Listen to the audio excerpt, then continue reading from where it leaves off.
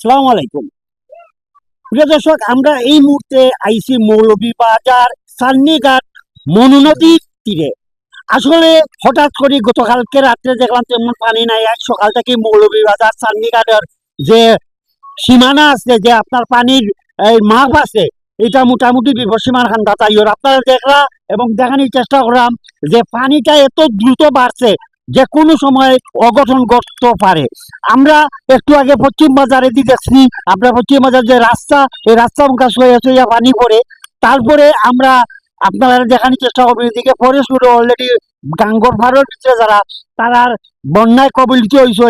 আর একটু ফলো করি হোকা যে আমি যে জায়গা দাঁড়িয়ে আছি, যে জায়গা উবাই আছি, ওই জায়গার যে পানিগুলা নদীর স্রোত এত বেশি স্রোত, তা মানে কল্পনা করা যায় না।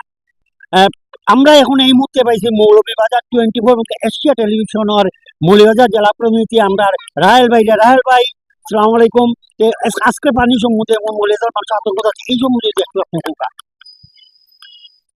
আসলে নদীর পানি বিপদসীমার উপর দিয়ে গেলে আমরা মৌলভীবাজারবাসী তথা মৌলভীবাজার আশপাশে সবাই এটা আতঙ্কিত থাকি। আসলে আতঙ্কিত আর কিছু নাই, আমরা যে শহর বাঁধ আছে এটা খুব হেভি বাঁধ।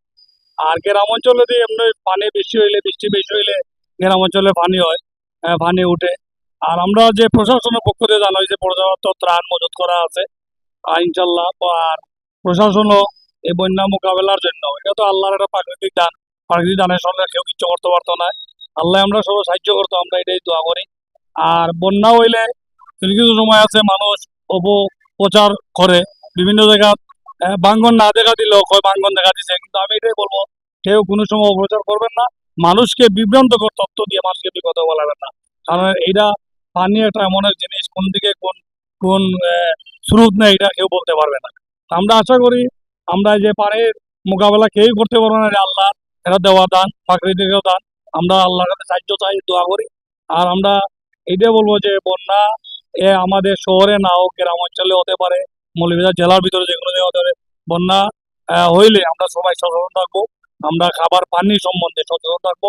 কারণ এই বন্যা হইলে আমাদের খানি এবং পানি আমাদের একটা বড় একটা সংকট দেখা দেয়। আশা করি আমরা সবাই মিলে সকলে সহযোগিতা করবো যে বন্যা হয়ে যায় ইনশাল্লাহ। সবাই ভালো থাকুন। আর এমবি মিডিয়া সোহেল ভাইকেও ধন্যবাদ জানাচ্ছি। ধন্যবাদ রাহেল ভাইকে। আমরা লোকে থাকা, আমরা আছি আপনার লোকে, যে সময় যে ঘটনা করবো আমরা সরাসরি আপনারা দেখানোর চেষ্টা করবো। তখন আমরা আছি আপনার লোকে আমাদের মৌলভীবাজার।